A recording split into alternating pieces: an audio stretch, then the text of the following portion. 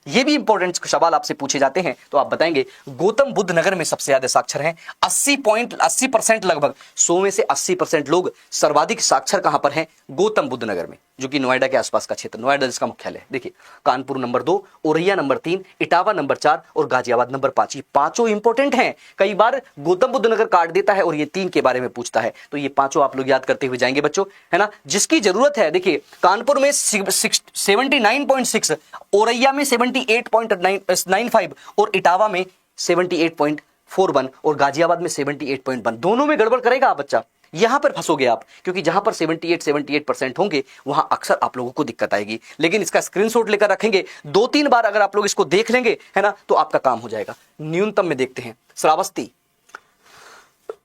श्रावस्ती सबसे कम, बहराइच 49%, बलरामपुर 49.51, बदायूं 51.29 और रामपुर बच्चों 53.3%। तो ये न्यूनतम साक्षरता वाले जिले हैं। न्यूनतम और अधिकतम एक साथ लिए हैं, आप लोग स्क्रीनशॉट लेकर अपने साथ रखेंगे, क्योंकि जब तक 2027 यानी कि 2021 का डाटा 2026 और 27 के आसपास आएगा, तब तक ये डाटा आप लोगों के लिए इंपॉर्टेंट रहने वाला है। आइएगा बच्चों, सर्वाधिक पुरुष साक्षरता के बारे में पूछ रहे हैं। सर्वाधिक पुरुष साक्षरता और सर्वाधिक, है ना, न्यूनतम पुरुष साक्षरता की महिला और पुरुष दोनों के बारे में पूछ रहे हैं। देखिए पुरुष भी कहां पर है? गौतम बुद्ध नगर में, औरैया में दूसरे नंबर पर, तीसरे नंबर पर इटावा में, गाजियाबाद में और झांसी में। झांसी में भी काफी पुरुष साक्षरता है। और जहां पर न्यूनतम की बात करें तो पुरुष हो या महिला, दोनों न्यूनतम साथियों श्रावस्ती में है। दूसरे नंबर पर बहराइच में पुरुष कम है, साक्षर हैं, बलरामपुर में, बदायूं में और रामपुर में। ये क्रम से बच्चों आप लोग एक बार हल्का सा देख के चलेंगे तो आपका काम हो जाएगा। तो महिलाओं की साक्षरता के बारे में, महिला सशक्तिकरण, महिलाओं पर बच्चों बहुत जोर दिया जा रहा है। तो अक्सर महिलाओं के इंपावरमेंट से रिलेटेड, मतलब ये जानने के लिए कि महिलाओं की शिक्षा के ऊपर कितना काम हुआ है, ऐसे सवाल अक्सर एग्जाम में एग्जामिनर पूछ लेता है। तो क्या कहता है? लखनऊ के, कानपुर नगर सबसे ज्यादा महिलाएं पढ़ी लिखी, लखनऊ नंबर 2 पर सबसे ज्यादा साक्षर, गौतम बुद्ध नगर नंबर 3 पर साक्षर, जबकि बच्चों टोटल में मिलाकर नंबर 1 पर है। बस यही कंफ्यूजन दूर करना है। यही बच्चों एग्जाम में जो ट्रैप है ना, ये ट्रैप यही है कि भैया अगर कुल साक्षरता में आएगा तो गौतम बुद्ध नगर लगाना है, अगर पुरुष साक्षरता में आएगा तो गौतम बुद्ध नगर लगाना है, लेकिन महिला साक्षरता में आएगा तो ये तीसरे नंबर पर आएगा। ये ध्यान रखना। औरैया चौथे नंबर पर और गाजिया 5वें नंबर पर महिला साक्षरता। आगे बात करते हैं श्रावस्ती। भैया न्यूनतम में श्रावस्ती महिलाओं में भी है और पुरुष में भी है। बलरामपुर, बहराइच, बदायूं और रामपुर लगभग इनका क्रम लगभग सेम है। तो आप देखेंगे, आगे देखते हैं जनसंख्या घनत्व क्या होता है, इसके बारे में भी बात करते हैं। भारत का जनसंख्या घनत्व 382 भारत का है प्रति वर्ग किलोमीटर है। क्या है? देखिए 2001 में उत्तर प्रदेश का जनसंख्या घनत्व कितना था? 690 था और अब कितना है? 829 है। मतलब कितना बढ़ गया है? मतलब कितना बढ़ गया? 139 बढ़ गया है। कब से? 2001 से बच्चों, और 2000 कितने तक? 11 तक कितना हो गया है? 2001 की बात करें तो कितना था बच्चों? 690 था और अब 2011 की बात करें तो 829 हो चुका है। ये आप लोगों के लिए इंपॉर्टेंट डेटा मैं आपके बारे में बता रहा हूं। देखिए जनसंख्या घनत्व में बिहार प्रथम स्थान पर है और उत्तर प्रदेश, है ना, उत्तर प्रदेश चौथे स्थान पर है जनसंख्या घनत्व में। ये भी आप लोग याद रखिएगा, डेटा इंपॉर्टेंट है आप लोग। आइए, सर्वाधिक जनसंख्या घनत्व है कहां पर? जनसंख्या घनत्व 1 वर्ग किलोमीटर में उपस्थित पुरुष और महिलाओं की संख्या को जनसंख्या घनत्व कहते हैं। पहले नंबर पर गाजियाबाद, कितना? 3971 व्यक्ति प्रति वर्ग किलोमीटर। दूसरे नंबर पर बनारस 2995 व्यक्ति पर वर्ग किलोमीटर। तीसरे नंबर पर लखनऊ 1816। चौथे नंबर पर संत रविदास नगर या भदोही 1555 और 5वें नंबर पर कानपुर। मतलब 1 वर्ग किलोमीटर में लगभग 1500-1400 बच्चे लोग रहते हैं। आइए, सबसे कम उत्तर प्रदेश में ललितपुर 242 लोग ही रहते हैं ललितपुर में 1 वर्ग किलोमीटर में। सोनभद्र 270, हमीरपुर 275, महोबा 279, चित्रकूट 308। तो दोनों इन डेटा इंपॉर्टेंट है आप लोगों के लिए। अधिकतम और न्यूनतम के आप लोग स्क्रीनशॉट लेकर रखेंगे, ध्यान रखिएगा। आइए आगे, सेक्स रेशियो या लिंग अनुपात, यहां से भी अक्सर सवाल पूछा जाता है। सेक्स रेशियो मतलब 1000 पुरुषों पर कितनी महिलाओं की संख्या है, उसको सेक्स रेशियो कहते हैं। बच्चों क्या है? प्रति 1000 पुरुषों पर महिलाओं की संख्या लिंग अनुपात कहलाती है। कई बार पूछता है और गड़बड़ करता है, महिला लिख देता है प्रति 1000 महिलाओं पर पुरुषों की संख्या, और आप लोग ना जल्दी में जब हम लोग एग्जाम के प्रेशर में बैठे होते हैं ना, तो हम लोग गड़बड़ कर देते हैं, है ना। तो ये ध्यान रखिएगा। आइए, उत्तर प्रदेश का लिंग अनुपात देखिए, 2001 में लिंग अनुपात हमारा हुआ करता था 898 और 2011 में हो चुका है कितना? 2011 में हो चुका है 12। यानी कि कितना बढ़ा है बच्चों? बढ़ चुका है 14 की संख्या की बढ़ोतरी हुई है। सवाल कैसे भी पूछेगा आप लोग याद रखिएगा, 2001 की जनगणना के अनुसार 898, 2011 की जनगणना के अनुसार 912 उत्तर प्रदेश का, जबकि भारत का लिंग अनुपात 943 प्रति 1000 व्यक्तियों पर महिलाओं की संख्या है। आइए, जनगणना 2011 के आंकड़ों के अनुसार उत्तर प्रदेश का लिंग अनुपात भारत के लिंग अनुपात से कितना कम है। और यह सवाल बच्चों कई बार कंपैरिजन में पूछा जाता है कि भारत की जनगणना या उत्तर प्रदेश की जनगणना या भारत की जनगणना 2011 के अनुसार उत्तर प्रदेश का लिंग अनुपात भारत के लिंग अनुपात से अधिक है, और सवाल गलत हो जाता है। बस अधिक नहीं है, कम है। और कितना कम है? 31। ये सारे डाटे आप लोगों के लिए मैं लेकर आया हूं ताकि आप लोग एक ही वीडियो एक ही जगह पर बैठकर सारे खत्म कर ले उत्तर प्रदेश का। देखिए, भारत के सर्वाधिक लिंग अनुपात वाला जिला कौन सा है? केरल है। अगर हम बात करें देखिए, सवाल पूछे जाते हैं, भारत का सर्वाधिक लिंग अनुपात वाला जिला माहे, जिला पूछा जाएगा, जिला। देखिए, राज्य में अलग बात है कि भारत का कौन सा राज्य है, तो राज्य केरल है, और जिला बच्चों माहे पुडुचेरी है। 1184 जिले की बात कर रहे हैं। अगर जिले के अंदर तक जाके भारत की बात करें तो माहे और पुडुचेरी लगाएंगे। भारत के न्यूनतम लिंग अनुपात वाला जिला हरियाणा है, 889। यहीं से बेटी बचाओ बेटी पढ़ाओ की योजना प्रधानमंत्री ने स्टार्ट की थी। आइए देखते हैं सर्वाधिक लिंग अनुपात वाला उत्तर प्रदेश का कौन सा जिला है। देखिए, पहला जौनपुर जिला 1024 प्रति 1000 व्यक्तियों पर, है ना, व्यक्तियों पर 1024 महिलाएं हैं, मतलब अच्छी स्थिति है। हम सब लोगों को यहाँ पर कूच करना चाहिए। 24 महिलाएं बिना विवाह के रह जाती है। जबकि हरियाणा में बच्चों लगभग अगर बात करें 880, मतलब 120-121 बच्चे बिना विवाह के रह जाते हैं। चलिए, आजमगढ़ दूसरे नंबर पर है और देवरिया तीसरे नंबर पर है। यह सवाल कई बार पूछा जाता है बच्चों कि उत्तर प्रदेश में 1000 से ज्यादा पुरुषों पर महिलाओं की संख्या कितने जिलों में है। सवाल पूछेगा तो आप लोग याद रखिएगा 3 जिलों में है। प्रतापगढ़ में 998 है और सुल्तानपुर में 982 है। न्यूनतम की बात करिए। आइए, न्यूनतम में गौतम बुद्ध नगर 1000 पुरुषों पर महिलाओं की संख्या 851 है, बस मात्र 851, मतलब 150 बच्चे यहां भी रह जाते हैं शादी करने से, और जबकि आजमगढ़ में 24 महिलाएं रह जाती हैं, है ना। चलिए, बागपत और हमीरपुर में 861 है। न्यूनतम की बात करें, कानपुर नगर, मथुरा, बांदा में 863 और औरैया में बच्चों 864 है। तो ये भी डेटा आप लोग स्क्रीनशॉट लेकर रखेंगे लिंग अनुपात के मामले में। उत्तर प्रदेश में सर्वाधिक शिशु लिंग अनुपात कितना है? देखिए, अगर हम यूपी में शिशु लिंग अनुपात की बात करें तो 1000 व्यक्तियों पर 1000 बच्चों पर 902 शिशु लिंग अनुपात देखने को मिलेगा। और सर्वाधिक बलरामपुर, सर्वाधिक के बाद दूसरे नंबर पर संत कबीर नगर 950, 942, सिद्धार्थ नगर और बहराइच में 935, बाराबंकी अंबेडकर नगर में 932 और महाराजगंज और फैजाबाद में बच्चों 931। न्यूनतम की बात करते हैं लिंग अनुपात किसकी बच्चों? शिशु की। शिशु मतलब बच्चे जब जन्म लेते हैं। तो देखिए, बागपत में 841, जबकि अगर वैसे बात करें तो 851 है। कहां पर? हरियाणा में। हरियाणा का नाम आ रहा है गौतम बुद्ध नगर में बच्चों कम है। तीसरे नंबर पर गाजियाबाद, मेरठ और बुलंदशहर। तो जहां की डेटा की जरूरत नहीं है वो डेटा आप लोगों को नहीं दिया गया है, इंपॉर्टेंट है, आप लोग इसको भी याद रखेंगे। अनुसूचित, देखिए सर्वाधिक अनुसूचित जनजाति कहां पर है, मतलब एसटी के बारे में बात कर रहे हैं।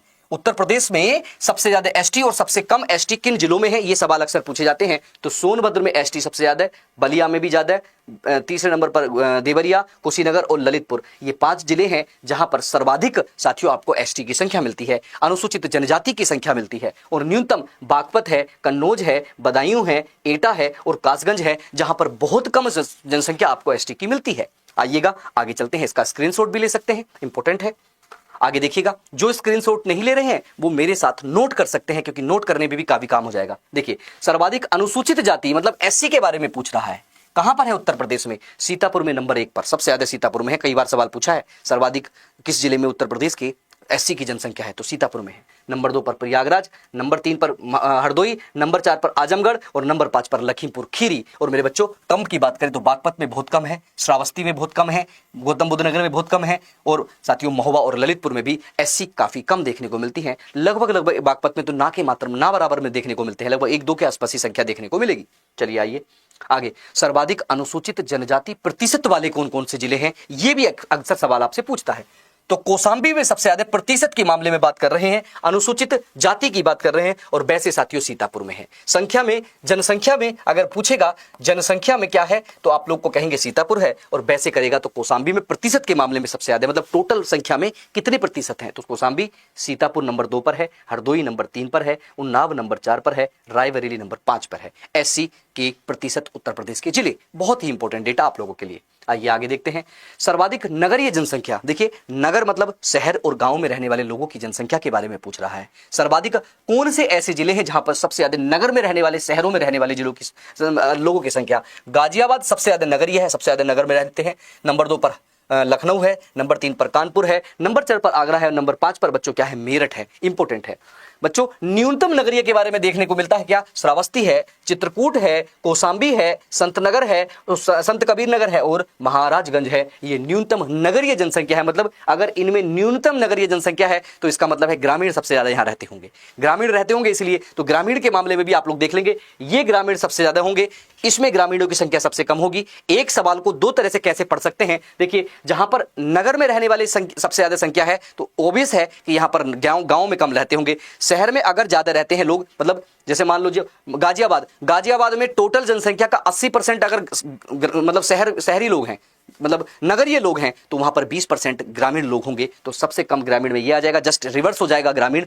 आप लोग को अलग से डेटा बताने की जरूरत नहीं पड़ेगी। लेकिन देखिए फिर भी बता रहा हूं, देखिए प्रयागराज में सबसे ज्यादा ग्रामीण रहते हैं, आजमगढ़, जौनपुर, सीतापुर और साथियों कहां? गोरखपुर। और सबसे न्यूनतम कहां रहते हैं? गौतम बुद्ध नगर में, महोबा में, हमीरपुर में, चित्रकूट में और बागपत में। डेटा दोनों बच्चों आप लोगों के लिए इंपॉर्टेंट है। बस बात यह है जनसंख्या और प्रतिशत की बात है, तो प्रतिशत के मामले में और जनसंख्या के मामले में दोनों के बारे में आप लोगों को दोनों डेटा मैंने प्रोवाइड कराए हैं। आइए, सर्वाधिक दशकीय वृद्धि कहां की हुई है? अभी मैंने सबसे पहले स्लाइड पर यही पढ़ा था, सर्वाधिक वृद्धि वाला स्लाइड में सबसे पहले यही था कि सबसे ज्यादा वृद्धि कहां हुई है?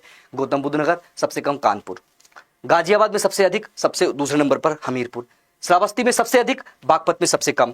बहराइच में सबसे अधिक, फतेहपुर में सबसे कम। बलरामपुर में सबसे अधिक वृद्धि और देवरिया में सबसे कम। तो ये डेटा मैंने आपको पहली स्लाइड में ले लिया था, इसलिए नहीं। देखिए उत्तर प्रदेश में शीर्ष हिंदू आबादी वाले जिले कौन कौन से हैं? तो बच्चों चित्रकूट में सबसे ज्यादा हिंदू रहते हैं, 96%।